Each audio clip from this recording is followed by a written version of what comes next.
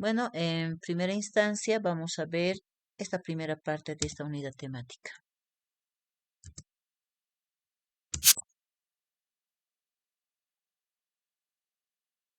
Orden y coherencia. Cuando ustedes me presenten su documento de investigación, lo primero que tienen que ver que todo esté en orden y sea coherente en lo referente a la redacción. ¿Qué quiere decir? Que en la elaboración de la investigación, dice, se debe desarrollar de forma ordenada y presentar una coherencia lógica en la redacción del informe de investigación. Un párrafo coherente, dice, representa las ideas de forma ordenada. Además, dice, se debe tener una información necesaria sobre el tema a tratar para el desarrollo de la investigación. En pocas palabras, ustedes cuando presenten su proyecto de investigación debe estar ordenada de forma lógica, que sea posible la lectura y posteriormente que se pueda realizar es un análisis de todo lo que ustedes han redactado, ¿no? Y bueno, obviamente que tiene que estar escrito en párrafos. ¿Qué es un párrafo? Ya les decía, ¿no? Un párrafo es un conjunto de dos o más oraciones, ¿no? Y ahí cada una de estos párrafos debe estar presente una idea de forma ordenada. ¿Qué quiere decir? Que si ustedes están trabajando con temáticas, por ejemplo, de un tema enfocado en lo que es, por ejemplo, las redes sociales, entonces en el resto de los párrafos tiene que estar igual implícito la temática de redes sociales. ¿Para qué? Para que el tema vaya desarrollándose de forma ordenada y coherente, ¿no? ¿Y por qué les estoy haciendo este ejemplo de las redes sociales? Porque dentro de un momento, cuando avancemos el SPS, ustedes se van a dar cuenta cómo es que tiene que haber una coherencia lógica entre la temática e incluso lo que son los gráficos y las tablas que uno puede utilizar para el desarrollo de una investigación, ¿no? ¿Qué más vamos a ver cuando vamos a redactar nuestro informe? ¿Qué dice acá? Dice la redacción del informe de investigación. El informe de investigación indica que debe ser escrita de forma clara y precisa, ¿no? Además, debe tener un lenguaje claro, conciso, a seguir en estas instrucciones. Por ejemplo, evitar el uso de palabras rebuscadas, ¿no? Es decir, son palabras que no son muy utilizadas o que bien son palabras que en vez de entender, digamos, tu redacción, más bien te lo complejiza. Esas son las rebuscadas, ¿no? También dice, debemos redactar en párrafos cortos y oraciones breves. ¿Qué quiere decir? Que en algunos casos he podido apreciar que presentan sus proyectos y un párrafo es casi media hoja. El segundo párrafo, otra media hoja. No. Por ejemplo, en una hoja bon tamaño carta, por lo menos deben entrar entre 3 a 4 párrafos. Por eso indica de que deben utilizar oraciones no muy largas. ¿Para qué? Para que la lectura tampoco sea agotador ni cansador. Además dice que debe haber un estricto cuidado en la ortografía y sintaxis. Esta parte, jóvenes, es muy importante. ¿Por qué? Y esto está con rojo para que ustedes entiendan. Por ejemplo, estudiantes que ahora están haciendo su proyecto de grado y tesis de grado, en algunos casos en la redacción está pues con horrores ortográficos. No digo errores, porque en algunos casos hay horrores, ¿no? Y en esos casos ustedes antes de presentar su informe o su proyecto de investigación tienen que revisar que no exista errores ortográficos, ¿no? Hay palabras que se escriben con S, algunas con Z, ¿no? Entonces ustedes si desconocen, porque no somos tampoco todólogos, nosotros incluso podemos conseguir algunas palabras en internet, a ver, averiguar cómo se escribe, no sé. em, Algunas palabras que cometen error, por ejemplo, las H's, ¿no? Las H's mudas, por ejemplo. Generalmente hay palabras que desconocemos. Entonces nosotros tenemos acceso a una biblioteca o tenemos un diccionario a la mano, pues podemos buscar la palabra o bien directamente buscar en internet, por ejemplo, definición de tal palabra. Entonces ustedes ya van a saber si existe o no existe tal palabra y cómo realmente se escribe, ¿no? Ahora, la sintaxis, ¿qué es la sintaxis? La sintaxis es el orden que ustedes le dan a una oración. Como ustedes deben saber y también han avanzado en primer semestre o en algunos casos desde el colegio, nos enseñan a hacer oraciones, por ejemplo, con sujeto, verbo y predicado. El sujeto es del que hablamos, el verbo es la acción y el predicado es lo que se está indicando del sujeto. Por ejemplo, María come galletas de maíz. Si yo preguntara, ¿quién come galletas de maíz? Sabríamos que el sujeto va a ser María.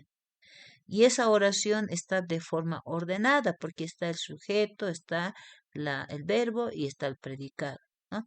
De la misma forma, nosotros podemos redactar nuestras oraciones siempre identificando cuál es nuestro sujeto, cuál es nuestro predicado y cuál es el verbo en el caso de la redacción de los diferentes párrafos. ¿Para qué?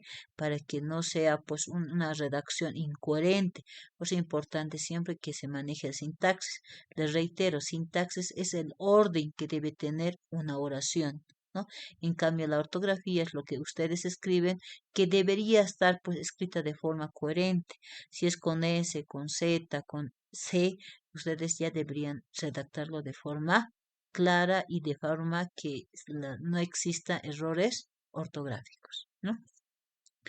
Asimismo, deben realizar el copiado de una cita textual, es decir, copiado de una cita se debe seguir las normas para el uso correcto de las referencias bibliográficas. En este aspecto, ustedes tienen que utilizar las citas textuales en formato APA, donde indican que una cita textual igual o mayor a 40 palabras, en este caso igual y mayor.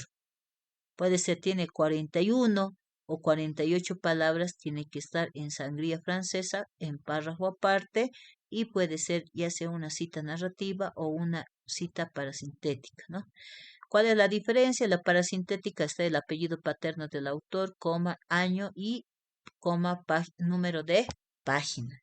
En cambio, la cita narrativa está en párrafo adelante, tiene que estar según señala Ramírez, entre paréntesis 2015, que que la, que la búsqueda de información se realiza a través de ahí. Y en párrafo aparte ya estar poniendo lo que es búsqueda de información por tal formato, por ejemplo, ¿no? Le ponen el número de página y ya con eso nosotros estamos respetando autoría del libro que hemos consultado.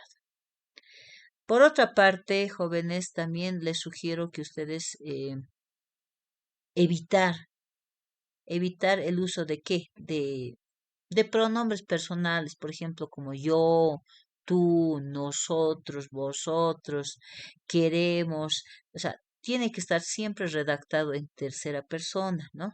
También dice, deben evitar, dice, oraciones con demasiadas cifras, ¿no? A veces, por ejemplo, queremos saber el índice de enfermedades en una institución que cuenta con una base de datos manual, por ejemplo. Entonces nosotros estamos copiando números o datos.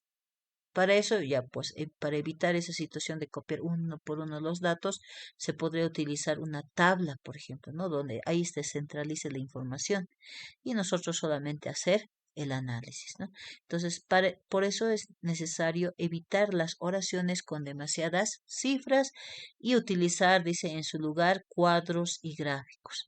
También dice, debemos utilizar una sola idea por oración, ¿no? ¿Qué quiere decir? Por ejemplo, primera oración, estoy indicándote el compromiso de la sociedad en referencia a el cuidado del medio ambiente, por ejemplo, ¿no? Entonces yo voy en el siguiente párrafo, a través de la aplicación de un sistema se podría mejorar el índice de contaminación en un determinado municipio. Por ejemplo, ese análisis la estaríamos realizando nosotros. ¿Para qué? Para que podamos nosotros empezar a redactar de forma coherente nuestras oraciones, ¿no? Ahora vamos a ver otro punto importante, que es aspectos para la redacción final. Aquí vamos a ver qué deberíamos considerar para redactar, o sea, en la versión final de nuestro proyecto de investigación. Para eso, nosotros, ¿qué vamos a utilizar? Vamos a redactar el informe final. Para ello vamos a utilizar normas y técnicas de estilo. En este caso, las normas de estilo sería el formato APA, ¿ya? Dice, el reporte final del proyecto de investigación puede elaborarse de dos formas. La primera, como les indicaba, es un documento amplio por el caso de como documento amplio para el caso de los trabajos de grado o documentos de informe final de investigación, o bien como un documento en formato de artículo que es necesario cuando los resultados de investigación se pretende publicar, ¿no? En este caso, los dos formatos de presentación e informe pueden ser para una investigación de titulación o bien para un artículo científico que se pueda publicar, ¿no? Que sea considerado como producción intelectual. Aquí podemos ver, jóvenes, otros aspectos de forma. ¿Qué quiere decir? Todos los informes de investigación deben redactarse de forma impersonal. ¿Qué quiere decir impersonal? Tienen que redactarse en formato APA, ¿ya? Y también debe estar redactado en tercera persona. O sea, no vamos a utilizar términos como nosotros, vosotros, tenemos, quiénes somos, así. No, eso ya no. Sino quién señala o quién a esto se refiere, ¿no? Y dice, para el caso de las normas APAS, el contenido se presenta a doble espacio, pero también se acepta a espacio medio. Y se recomienda, dice, usar las letras Times Nav Roman o bien Arial. eh, en este caso puede ser Arial 12, pero legalmente en el formato APA te pide Arial 11, ¿no? Pero eso es para a fin de evitar un poquito de, o sea, que no sea muy reducido el texto que se va a enviar. Ahora, en este caso, por ejemplo, dice, se recomienda utilizar sangría en la primera línea de cada párrafo después del todo punto o punto aparte. Eso lo vamos a ver dentro de unos minutos más. Ahora, presentación final. Primeramente vamos a presentar los capítulos. ¿Qué quiere decir? Que vamos a desarrollar los contenidos de la investigación y vamos a ver lo que es el cuerpo del documento del informe de investigación, ¿no? En el primer capítulo, nosotros, ¿qué vamos a desarrollar? Vamos a desarrollar todo lo referente al marco teórico, ¿no? Es decir, si tenemos nuestro título que diga el tema central, por ejemplo, del objeto de estudio es, qué sé yo, a ver, la implementación de un sistema web para el desarrollo de empresas empresas comerciales, por ejemplo, ¿no? Entonces nosotros tenemos que empezar a ver, por ejemplo, cómo se debería estructurar, cómo se podría presentar, ¿no ve? Por eso es que en este capítulo, en el capítulo 1, por ejemplo, se debe mostrar las respectivas citas y notas al pie, las cuales soportan los contenidos desarrollados. En algunos casos no ponemos nota al pie, más que todo cuando utilizan Vancouver, utilizan nota al pie, pero también es importante, porque ¿qué tal si necesitamos, por ejemplo, me pongo a pensar, necesitamos que necesitamos definir un concepto que estamos utilizando, una palabra. En esos casos sí utilizamos lo que son notas al pie, pero si no es necesario, entonces ya no. Pero si es necesario que se pueda definir, o sea, recién podemos poner notas al pie, ¿no? De una palabra X, por ejemplo, ¿no? Dice, además soportan los contenidos desarrollados, ¿no? En el segundo capítulo, dice, se refiere al desarrollo del trabajo, es decir, la descripción y el análisis de los resultados, ¿no? De la investigación y se titulan de acuerdo a los temas que se han desarrollado en la fase de estudio. Por ejemplo, les decía, en el capítulo 2 siempre va a estar el cuerpo de la cuerpo del documento de investigación que están realizando, ¿no? En este caso, por ejemplo, hemos hecho lo que son las gráficas, las tablas que vamos a hacer en SPS. Nosotros a partir de eso vamos a poder desarrollar nuestro análisis, ¿no? En este momento, como les reitero, no lo voy a indicar más adelante, vamos a ver cómo podrían redactar de lo que les he indicado el ejemplo, que vamos a ver dentro de unos minutos, en un documento académico, cómo lo presentaría. Eso lo vamos a ver más adelante. Aquí podemos ver una carátula. Esta es una carátula todavía que les podría decir que no está contextualizado, pero aquí lo que no está contextualizado es el logotipo, ¿no? O sea, es decir, este es del logotipo antiguo de la universidad. Ahora hay otro logotipo que es diferente, ¿no? Que no es el mismo que estamos viendo en este momento, pero es casi similar el formato, ¿no? Debe haber un logotipo de institución de 4 o 5 centímetros, debe incluirse los datos de la universidad, de ella es Universidad Pública del Alto, después debe incluir qué es lo que se pretende con la tesis, optar un grado académico, ¿no? Los nombres y apellidos de los autores e indicar el lugar y el año, ¿no? En este caso, aquí podemos ver, por ejemplo, aquí dice Ingeniería de Sistemas, título, calidad de servicio del sistema de administración financiera, caso Fundación Los Andes del Sur, por ejemplo. Es un ejemplo, ¿no? Aquí dice tesis presentada en opción al título de ingeniero en sistemas. Perdón, ingeniero de sistemas. Aquí tenemos un tutor metodológico, por ejemplo, un tal Rafael Valencia Flores, que no existe, pero que podría ser un tutor metodológico. Luego tenemos un tutor especialista, un tal ingeniero Martín Ramírez Fernández, y un tutor revisor, que en este caso es Miguel Paucara Tambo, y el autor que va a ser universitario Fernando Laura Copa. En este caso, por ejemplo, ¿por qué tenemos tres tutores? Seguramente ahí siempre ha habido la duda. Existe tres tutores, ¿por qué? Porque el tutor metodológico solamente te va a orientar en la parte metodológica del desarrollo de tu proyecto de investigación.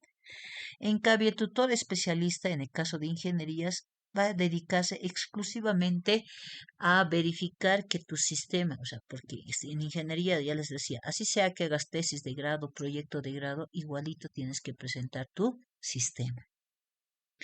En este caso, el tutor especialista se enfoca netamente en el sistema. Le interesa saber si el sistema funciona, a nivel de seguridad del sistema, los protocolos de atención, si cuenta con un manual, si cuenta con, no sé, me pongo a pensar con diferentes parámetros. Eso es lo que se va a verificar el tutor especialista.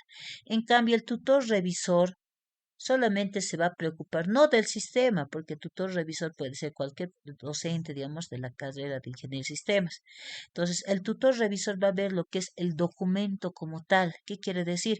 Que una vez que hayan concluido, digan, manden la dirección indicando que ya concluyeron las observaciones con el visto bueno de su tutor, ustedes ya van a proceder a qué? A enviar ese informe, y ahí es donde ustedes tendrían que continuar con lo que estaban iniciando, ¿no? Entonces, en este caso, estos tres tutores sí o sí son importantes, porque los tres tutores trabajan cuando ustedes tienen que elaborar sus proyectos o proyectos de investigación o bien tesis, ¿no? O sea, se dan cuenta, este es el parámetro, ¿no? Estos tres sí o sí tienen que estar. El autor, por ejemplo, puede ser una persona, o puede ser, si el tesis es muy complejo, hasta dos personas por una tesis o un proyecto de investigación. En el caso de monografías es parecido, ¿no? O sea, igual dos pueden presentarse y listo, ¿no? Y vamos a ver la introducción. Perdón. O sea, en la introducción ustedes tienen la función, dice, de que tenemos que ambientar, dice, al lector sobre los contenidos del documento, ¿no? Por esto, dice, tiene una breve presentación del problema de investigación, señalando los antecedentes teóricos y prácticos, los objetivos propuestos en la hipótesis, cuando los haya, y la importancia significativa de la investigación en el campo respectivo y la aplicación del área investigada.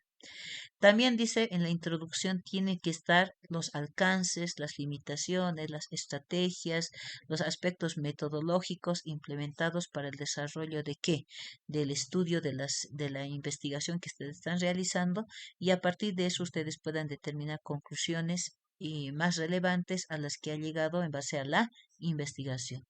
También indica que la in- introducción se debe, dice, finalizar con la presentación de la estructura del documento, ¿no? Del informe, señalando la forma muy breve el contenido de cada capítulo, ¿no? En la introducción debe estar, en el capítulo 1 se presentan los aspectos prácticos de tanto, o sea, ustedes ya van a empezar a redactar, por ejemplo, qué es lo que hay en cada capítulo, ¿no?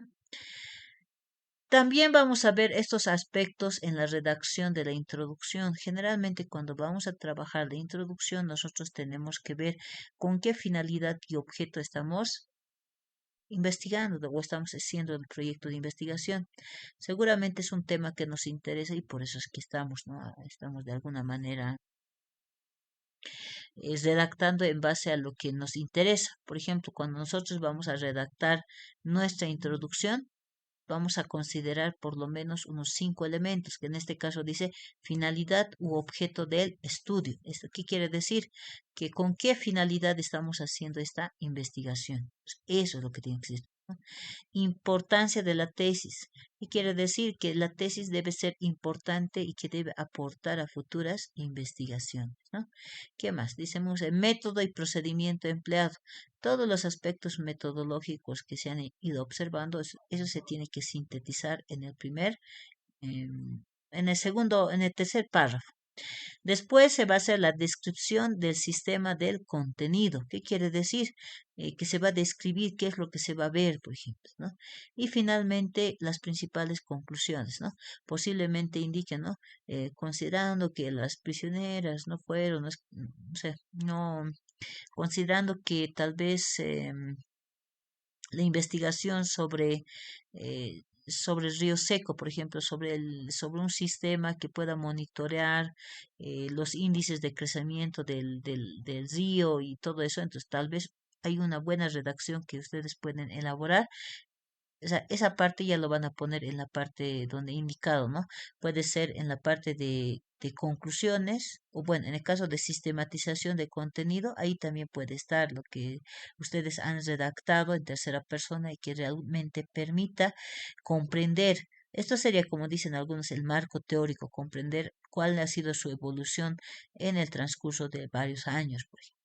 Y finalmente les decía, ¿no? Las conclusiones, por lo menos 3 a 4 conclusiones y indicando los aspectos más importantes, ¿no? Dice, la extensión de la introducción es proporcional al cuerpo principal del informe. Mientras más gorda la tesis, más gorda la introducción. ¿No? Algunos que tienen, por ejemplo, unas 5, 6, 7 introducciones y resulta de que es en vano que pones tantos, ¿no? Entonces ahí es donde nosotros tenemos que ir directo, ser más concisos, más claros, ¿no? Conclusiones. Las conclusiones se recomienda, dice que para elaborar las conclusiones de manera que puedan ir extrayendo, se tienen que extraer varias ideas, ¿no? Donde una de ellas puede ser utilizada para la redacción de la introducción, ¿no? O digo, de la conclusión, perdón. Entonces, para eso dice nosotros, ¿qué debemos hacer? Tenemos que hacer una interpretación tentativa de quiénes, en este caso, interpretaciones tentativas que puedan quedar registradas en forma de notas personales y que luego serán revisadas y modificadas, ¿no? Eso dice que es la parte esencial, digamos, de las conclusiones del estudio, ¿no? Ahora vamos a ver las recomendaciones, ¿no?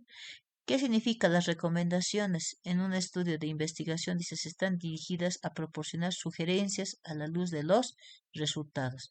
En este tipo de sentido, en este sentido, las recomendaciones están dirigidas ¿a quién?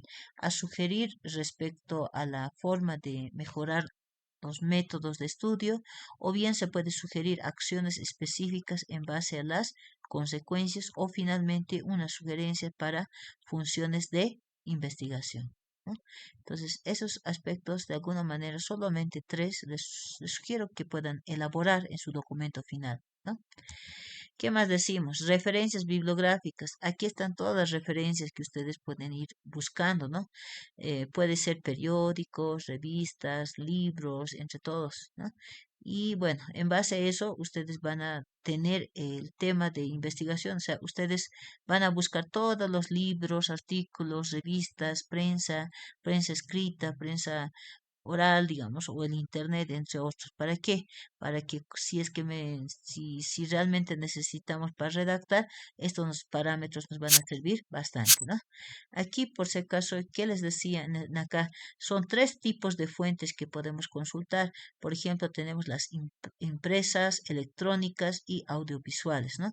En este caso, ¿cuáles son las que más utilizamos? Son las de me pongo a pensar la parte de impresos, ¿no? Libros, seguimos yendo a las bibliotecas para buscar algunos libros y todo eso, ¿no? En este caso, ellos son en la categoría de fuentes impresas. En cambio, las electrónicas tienen que ser en línea y las audiovisuales posiblemente ha habido un documental donde, digamos, me pongo a pensar alguna situación se ha dado, entonces ahí podemos buscar noticias audiovisuales para poder analizar. Y aquí están, por último, los libros, autores que ustedes pueden ir consultando. Ya ustedes van a buscar libros, por ejemplo, aquí dice ejemplos de referencias bibliográficas. Por ejemplo, van a mencionar el autor, que en este caso es Chivaneto. El nombre está en I, digamos, tal vez, no sé, es Israel, o tal vez es G, por ejemplo, ¿no? De Georgina, o sea, aquí tiene que estar abreviado y no, abreviado podemos decir puesto solamente el inicial del nombre. Por ejemplo, en este caso puede ser Igor, entonces solamente la I punto, entre paréntesis el año. Dice Administración de Recursos, Editorial México, Magral Interamericana. Esa es la imprenta. En el caso nuestro, generalmente nosotros, ¿qué vamos a hacer? Vamos a publicar, pero el problema es que para eso se necesita que esté bien redactado, ¿no? Entonces, esa partecita, por favor, tomando en cuenta. Eso es de acuerdo al formato APA. Y aquí podemos ver más ejemplos, ¿no? Ahora vamos a ver lo que son los anexos. ¿Qué son los anexos? Son los soportes e instrumentos de otro tipo de documento y que se utiliza durante una investigación. Por ejemplo, las encuestas, las tablas, evaluación, cuadros, matrices y todo lo demás, ¿no? Decretos, por ejemplo, eso puede estar dentro de los anexos.